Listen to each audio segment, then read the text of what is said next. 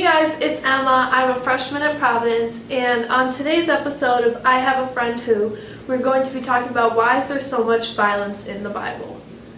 Feel free to like and subscribe.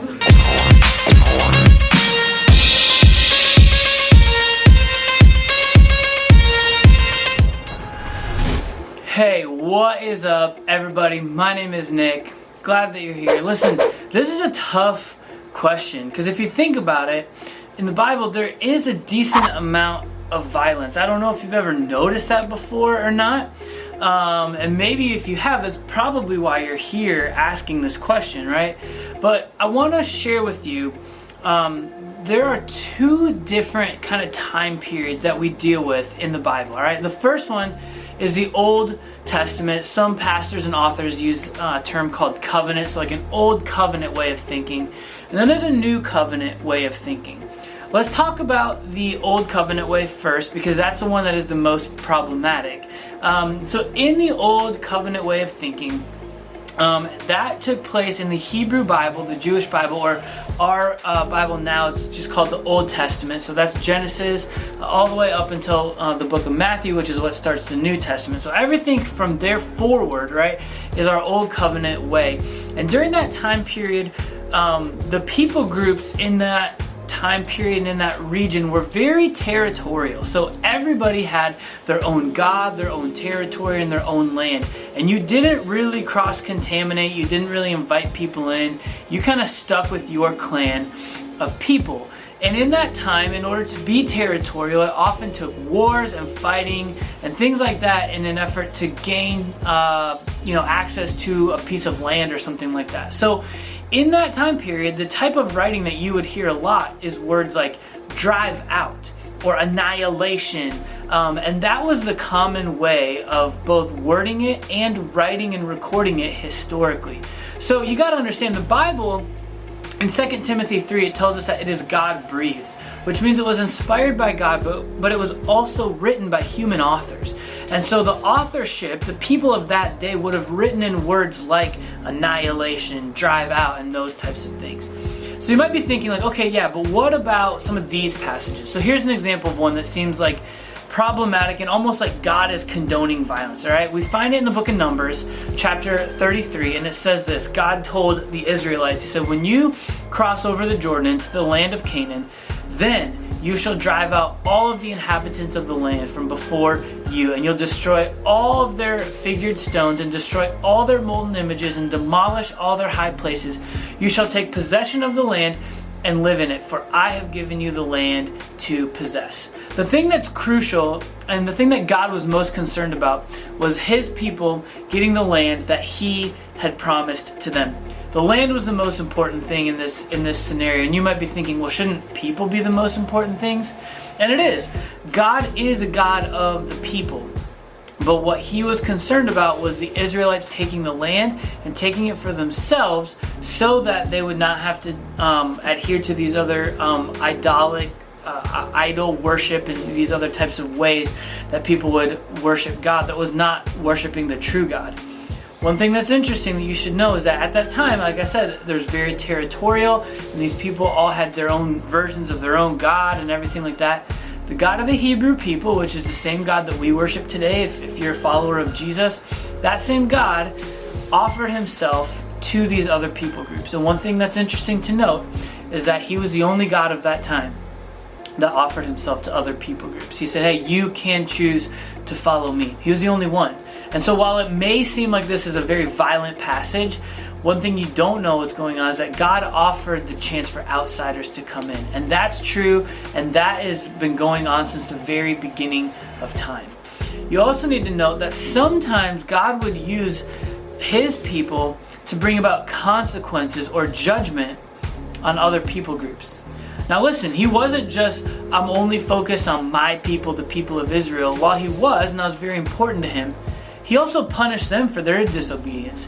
You'll see in the books like Jeremiah and Daniel and Isaiah that the Babylonian nation of that time, the nation of Babylon, conquered the Israelite people because they weren't following God. They weren't listening to his commands. And that was problematic at that time. And so God used other nations to bring about consequences and judgment on the Israelite people. Just like in some of these passages, God was using the Israelite people to bring about consequences and judgment on pagan nations. See, there was a lot of pagan worship. There was a lot of unrighteousness going on. In fact, in the book of Genesis, God talks about bringing judgment on the region of Sodom and Gomorrah. And he tells Abraham that he's going to do that. One thing that Abraham is concerned about is his nephew Lot and his family lives in Sodom and Gomorrah. And so Abraham's like, God, I plead with you. If you can just find 50 righteous people, 50 people that are not following the pagan or secular worship of that time, will you spare this region? And God's like, yeah, I'll do it for 50 people. And then Abraham continues to negotiate him down because he knows that there aren't 50 people in that nation. So he drops it 45 to 40 to 30 to 20, all the way to 10. God couldn't even find 10 righteous people in the region of Sodom and Gomorrah. And so that's kind of the narrative and thing that was going on in the Old Covenant. What you need to know is that there's a natural inclination inside of all of us to be bent towards behavior that's bad. Right? Our natural inclination, our natural way of living, the way that our wiring is we are bad people. We are not good people. And before you get all bent out of shape about that, there's some verses in the Bible that say, hey, listen, in order to be changed, you need to live a life through the lens and way of godliness, through a different way of living. And that's what brings about this whole idea of Jesus and this new covenant, which is what we're living under now, right? Because Jesus came and he's for all people.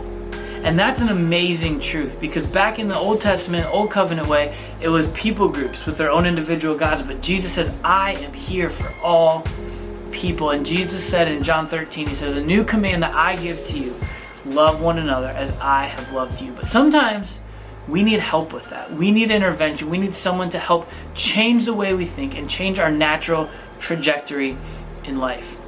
And so to help us think through that idea, I'm going to toss it back over to my friend Emma. Hey guys, it's Emma again. And today we're going to talk about when we're born, our hearts are bent towards evil or bad. Not like Darth Vader bad, but still bad.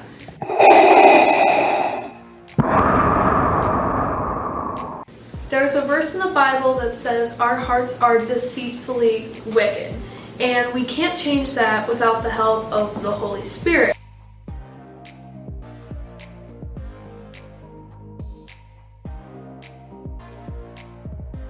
With the help of the Holy Spirit, our arrows change from bad to good, so it changes the way we think. Hey, what's up guys? Hey, I want you to try this. This week, as you're trying to live out your faith, as you're trying to be a different type of person, one that's loving, one that's showing grace and compassion, I want to challenge you to think through the ideas of the fruit of the Spirit. Maybe you've seen it before, but in the book of Galatians, Paul lists out things that are true of people who are Spirit-filled, who have had that vase of water filled up. And those people are full of love and joy, peace, patience, kindness, goodness, faithfulness, gentleness, and self-control. And the single best way I know to live that out, because my natural bent is not towards that, it's away from good, it's towards bad, to live out of the fruit of the Spirit, is to ask this question: how would I want to be treated?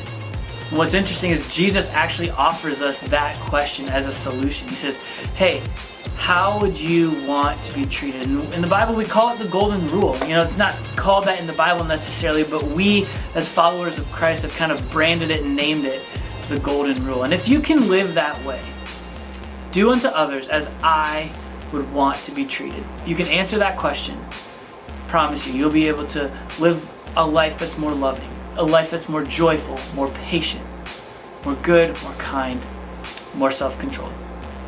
And that's what you can try this week to live more in the way of the Holy Spirit. Hey guys, thank you so much for being here. If you found this helpful, please share this with a friend, like and subscribe. We would love to have you be notified when these videos go live, first Friday of every month. Talk to you next time.